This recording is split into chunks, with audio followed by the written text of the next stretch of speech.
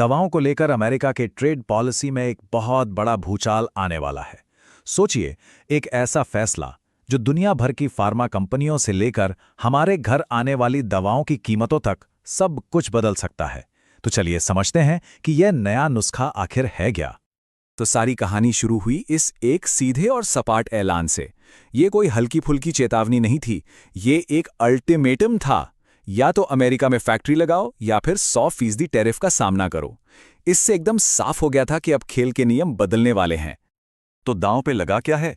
करीब करीब $250 अरब। जी हाँ, ये अमेरिका के दवा इंपोर्ट मार्केट का साइज है। और अब ये पूरा का पूरा बाजार एक ही झटके में इस नई टैरिफ पॉलिसी के निशाने पर आ गया है।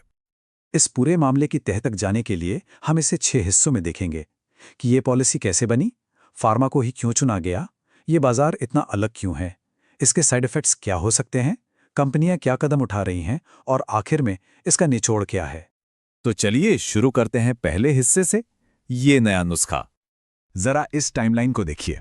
अप्रैल में सिर्फ एक जांच शुरू हुई थी, लेकिन बस कुछ ही महीनों के अंदर बात सीधे 100% टैरिफ की घोषणा तक पहुंच गई।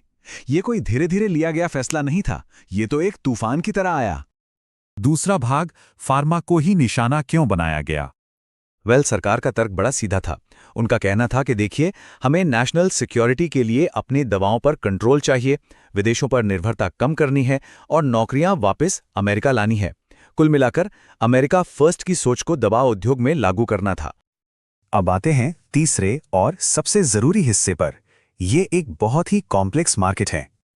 सोचिए, अगर किसी चीज पर टैक्स बढ़ता है तो क्या होता है? सीधी सी बात है, वो चीज महंगी हो जाती है। लेकिन दवाएं कोई आम चीज नहीं है। यहां खेल बहुत अलग है, क्योंकि मरीज यानी दवा इस्तेमाल करने वाला और बिल चुकाने वाली बीमा कंपनी, ये दो अलग अलग लोग हैं। और इसी वजह से कीमत का पूरा मामला बहुत पेचीदा हो जाता है।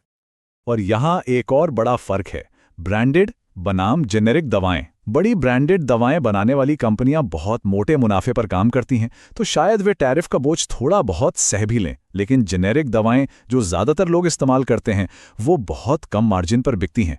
उन पर टैरिफ लगा तो हो सकता है वे बाजार से गायब ही हो जाएं।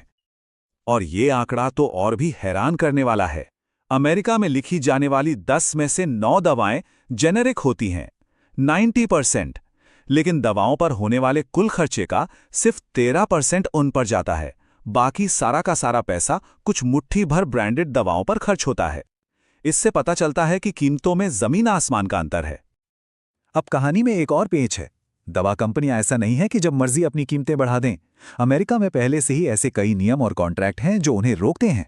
तो अब सोचिए, सरकार ने उन पर टैरिफ लगाया जिससे उनकी लागत बढ़ गई, लेकिन वो आसानी से इस लागत को ग्राहकों पर नहीं डाल सकते। इससे वे एक मुश्किल स्थिति में फंस जाते हैं। और यहीं पर ट्रांसफर प्राइसिंग का खेल शुरू होता है।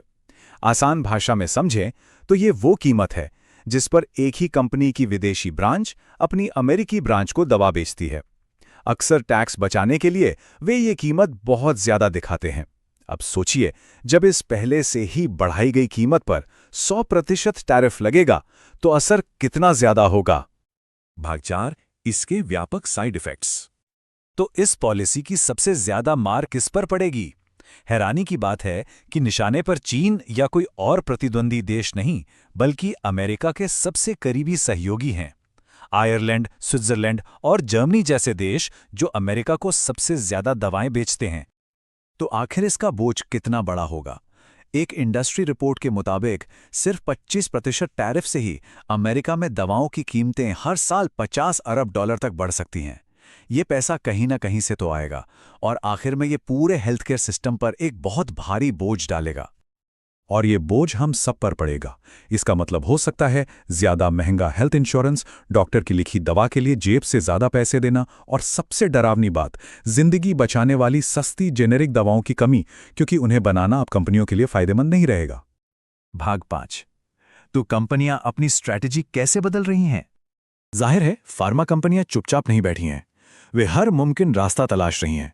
क्या प्रोडक्शन को अमेरिका या मेक्सिको ले जाया जाए? क्या टैक्स बचाने के नए तरीके खोजे जाएं? और साथ ही सरकार पर दबाव बनाया जाए कि उन्हें छूट मिले। ये एक तरह की कारोबारी शतरंज की बिसात बन गई है। यूरोप के फार्मा उद्योग ने तो इसे लेकर सीधी चेतावनी दे दी है। उनका कहना है कि इस पॉलिसी से लागत बढ़ेगी, सप्लाई चेन टूट जाएगी और मरीजों तक जरूरी दवाएं नहीं पहुंच पाएंगी। जैसा कि उन्होंने कहा, यह सबसे खराब स्थिति पैदा करेगा। और अब ये मामला सिर्फ व्यापार का नहीं बल्कि कूटनीति यानी डिप्लोमेसी का भी बन गया है। यूरोपीय संघ का कहना है कि 100% टैरिफ गैर कानूनी है, क्योंकि उनका अमेरिका के साथ पहले से ही एक समझौता है जो टैरिफ को 15% पर लिमिट करता है। ये एक बड़े टकराव की जमीन तैयार कर रहा है। और अब भाग 6, इसका अंतिम निदान क्या है? तो पूरी कहानी का निचोड़ क्या है? देखिए, इरादा शायद अच्छा है, अमेरिकी नौकरियां और आत्मनिर्भरता, लेकिन इस इरादे को पूरा करने का जो रास्ता है वो खतरनाक है। इस रास्ते पर चलने का मतलब हो सकता है ज्यादा महंगी दवाएं, सप्लाई में रुकावट और आखिर में उन मरीजों को नुकसान जिन्हें इन दवाओं की सबसे ज्यादा जरूरत है। और यही हमें इस सबसे बड़े सवाल पर लाके खड़ा कर देता है। लक्ष्य तो है एक आत्मनिर्भर अमेरिकी दवा सप्लाई, लेकिन इसकी कीमत क्या है? और सबसे जरूरी सवाल, इस कीमत को चुकाएगा कौन? इस पर सोचना बहुत जरूरी है। हमारे साथ जुड़ने के लिए धन्यवाद।